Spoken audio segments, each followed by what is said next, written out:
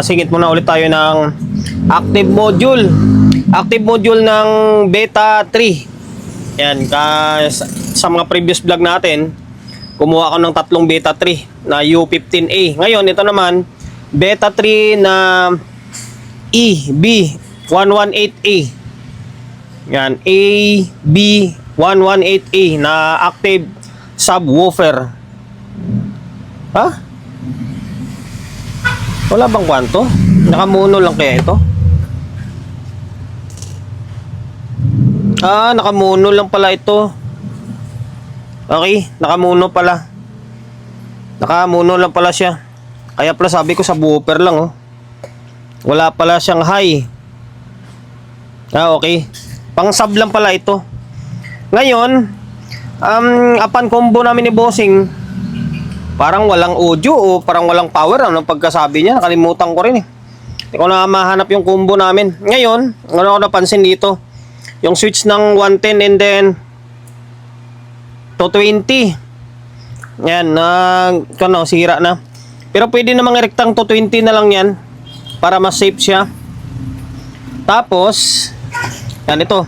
Kailangan mo kasing iangat ito. Kailangan mo iangat itong transformer. Pasensya na kasi pinatong ko to dito sa may ginagawa natin. Siningit ko lang ito. Yan. Kailangan mo itong iangat para ma-troubleshoot mo kasi natabunan siya dito. Hindi katulad ng sa may beta 3 na U15 ay naka-steady yung transformer. Pwede mo mahiwalay yung board. Okay, ito iba. Ngayon, meron pa ako napansin. Ito to. Ikutin naman natin. Teka lang ha. Pakita ko muna sa inyo ng maayos. Pasensya na. Yan, ito putol oh. Putol yung supply papunta dito sa may tone control niya. Ito. Yan. Mula dito papunta dito putol. Yung parang inat-ngat eh. Tapos parang daming kuwan, no?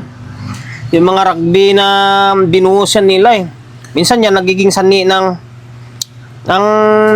pagkaputol ng pyesa. Sa ngayon, try natin Try muna natin i-switch on. Tingnan natin kung ano magiging klabasan niya.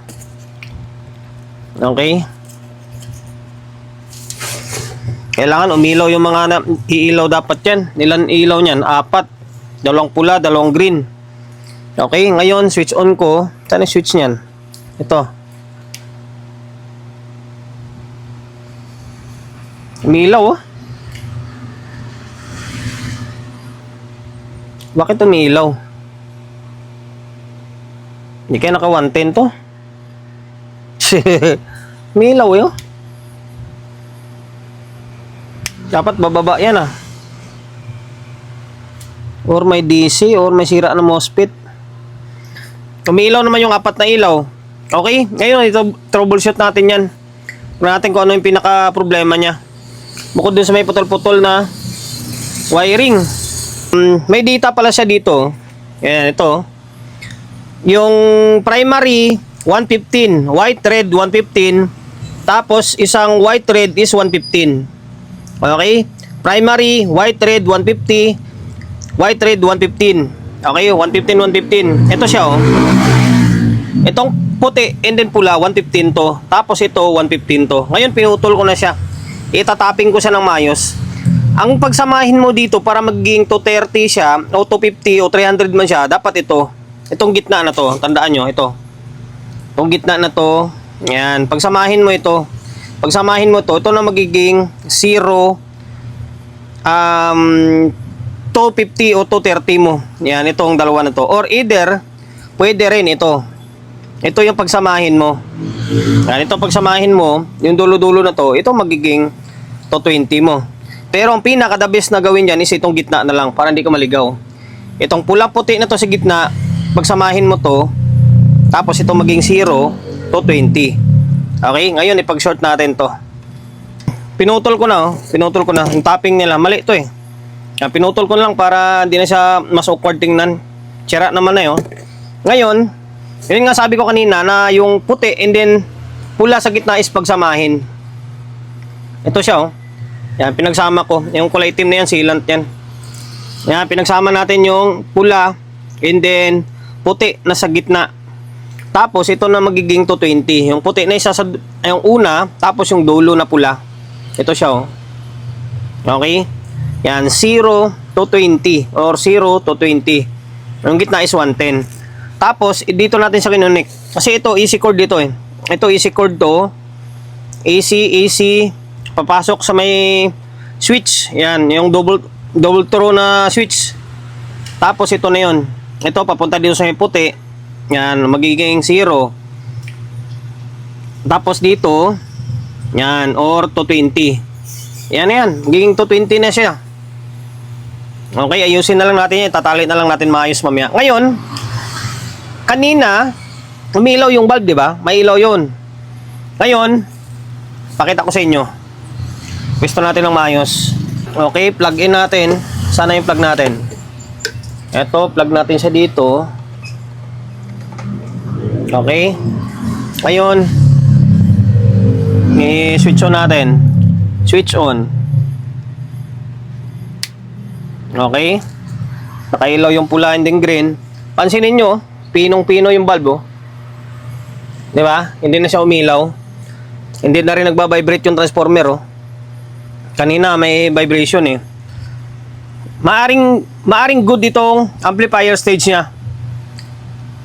Kasi kung sira yan, yung ilaw na isa dyan is mawawala. Ngayon, ang gagawin ko, i-kuha muna natin to. I-wiring muna natin ng maayos itong ito, tsaka papunta dito sa may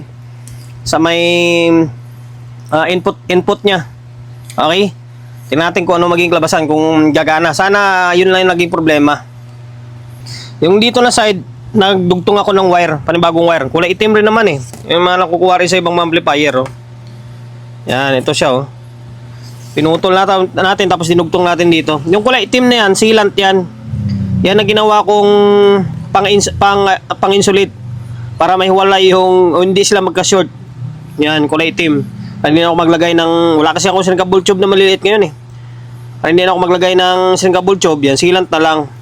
Yan, tapos dito, imbes na dito ako maginang, hindi na ako naginang dito. Dito na ako sa ilalim, rekta ko na lang.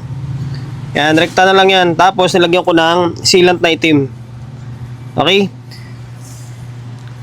Positive 15, papunta rito. May data rin naman eh. Positive 15, ground, negative 15, tapos signal. Okay, signal, negative 15, ground, tapos positive 15. Okay, same din dito. Tapos itong isa, ganun din, naputol din to. Yung may sealant na yan, putol din yan dyan. Dinugtong natin, tapos nilagyan natin ng sealant. Okay? Ngayon, tingnan natin kung magkakaroon ng indicator sa may kabilang side dito. Okay? Hindi pala nakakwanto. Off muna natin. Ngayon, plug in natin dito.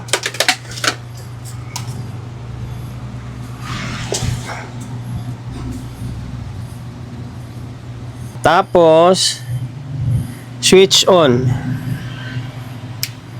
Okay. Parang nakalimit ah. Ito. Dapat naka-active to. Ba't nakalimit? Nakalimit siya oh. Dapat active ang lalabas dyan ah.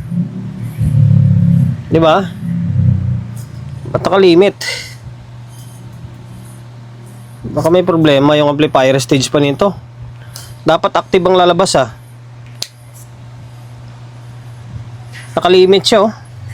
Ibig sabihin, maaring may problema pa ito. Tingnan natin yung mga kalawang na yan oh. Double check ko muna kung bakit nakalimit ito. Okay, alam ko na kung bakit nakalimit to dito na hindi naka-active. Buo yung amplifier stage niya. Sinukatan ko ng bearing buo. Ang problema is kulang ng voltahe. Parang nasira yata yung isang regulator ah. Ito to, ground natin to dito. Tapos, yung tester natin naka 50 volts. Ito sa taas is ano dito sa taas? Tingnan natin. Negative 15. Ano, negative 15 to. Dapat negative. Dapat may negative 15 dito. Pansin na natin. Check natin. Wala oh. Hindi pumalo, hindi bumalik yung tester natin. Tapos kasunod niyan is ground. Tapos yung pangatlo ay positive. Meron siya oh. Diba? Kulang ng voltahe. Kulang na negative. Ito 3.3. Okay, positive. Ito negative to dapat dito eh. Negative dapat yan. Kahit dito wala. Mukhang alin sa dalawa na to. Tingin ko regulator yan. Baka na-open or na sira yung isa. Okay, kaya kulang ng voltahe. Pambira. Magkakalas pa tayo nito. Kinalas ko na yung board. Ngayon, ito, irerekta ko na lang kayo. Nagpalit na ako ng ay hindi. Chinik ko na pala itong tip 127 pala ginamit ito. TIP 127. Okay. Ito. Buo ito. Buo ito. Tapos, yung katabi nito ay, ang dating nito is 5401 eh. Ito to. Buo ito. Ngayon, alam nyo kung anong pinakasira. Ito, resistor na to. Ngayon, pakita ko muna sa inyo yung voltahe niya. Okay, tester natin. Analog muna ipakita ko, gamitin ko. Although, pwede sigurong digital na. Itong digital ang gagamitin natin. Ngayon, ipa-plug ko siya. Saan yung ground nito? Hindi ko siya matutusok. Okay, sige lang. Kaya naman siguro. Ito, plug ko. Okay. Ngayon, kung mapapansin nyo, sika lang ground. Saan yung ground? Dito. Malayo. Sika lang Ito, may body ground naman pala. Ito to. Sige, body ground ko na lang siya. Ito natin tusok ko.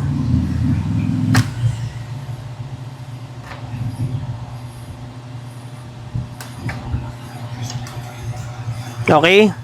Ngayon, dito mayroong voltahe. Ayan, mayroon siyang 42 Pagdating sa out niya, wala Ayan. 0.7 lang Itong isa out, wala Diba? Itong sa taas, ito yung positive. May in siya na 41. Tapos, out niya ay 15. Ayan, 15 volts. Normal yan. Okay, normal yan. Papunta yan dito. Sana yun, sana. Ito. Ground, negative, positive. Ito, positive. Ayan, meron siyang 14.6. Ito, ground kasi ito Ngayon, kaya kung nasabi na sira ito, ito open ito. Open resistor yan. Value niyan ay 4.7. Okay? Ikon natin. Ohms. Okay, ito siya. Ito to. Pansinin nyo 1.9 na lang siya Ngayon, pakita ko sa inyo Yan, yung value niya yan 5 band. Yellow, violet, black, brown. 4.7 ohms yan. Ay, 4.7K. Yan, 4.7K yan Yellow, violet, black, brown. Okay? Same sila nito ng value nito. Ito. Yung isa sa taas Yan, ito yellow, violet, black, brown. Ayan Okay? Ngayon, kalasing ko para sigurado na lang kalasing ko, ipakita ko sa inyo. Ito, napalitan ko na Yan, 4.7 nalagay natin Yellow, violet, red na lang. Kasi 4 band lang yan. Ito kasi 5 band. Okay? Ayan, pinalitan natin Ngayon, tingnan nyo kung anong magiging kalabasan. Plug in natin. Okay? Ayan, umiilaw pa rin yung dalawang pula. And then dalawang green. Ngayon, magsukat tayo ng voltahe. Kita ko sa inyo na magiging normal na yan. Tingnan nyo, wala na yung fault wala na yung kanyo. Green na lang umilaw Okay, dito 14.6. Dito 14.5. Normal na. Diba? Pwede na. Okay, ngayon balik ko ito. Ito yung board. Tingnan natin, sana magka-audio na. Naibalik na natin yung board. Okay, yan. Ito, naglagay na ako ng input to. Tapos si speaker. Yan, sub to. Yeah. Pero may frequency siya, oh. Pwede mo siya palilimin. Pwede mo siyang pataasin yung tunog niya. Okay, ganito yung magiging labasan. Kulang na lang dito is itatali natin. Ito 20 na to, ah. Yan. Okay. Ngayon, switch on natin kasi gabi na para makauwi tayo. Okay. Laptop natin, gumagana. Itong design nito is may relay ito. Taas natin konti para may boses.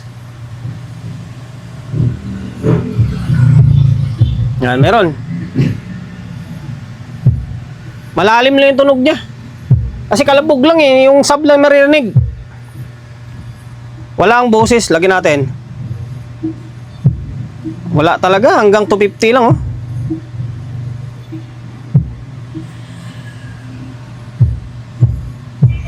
Kalabog lang talaga. Okay na yan. Hanggang dito na lang. Sana nakapagbigay idea tayo kung paano, sabi natin, mag-convert ng itong 115 to 220. Rekta na siya. Tapos yan, mag-troubleshoot na yan. Sa totoo lang guys, first time ko lang gumawa ng ganitong series ng Vita. Pero, ang kabisado ko naman, alam ko naman mga kadalasan nasisira dyan, mga resistor na open eh. Okay? Yan lang. Hanggang dito na lang. Sana nakapagbigay idea ako sa inyo. And then kung hindi ka pa nakapag-subscribe ng YouTube channel natin, paki-subscribe, pindutin mo yung bell button sa gilid, select mo yung all. Yan, kapag napindot mo na yan, notified ka kapag meron tayong bagong upload na video. Nag-upload tayo ng video, isang beses, dalawang beses kada araw. Okay, God bless and then peace atin lahat.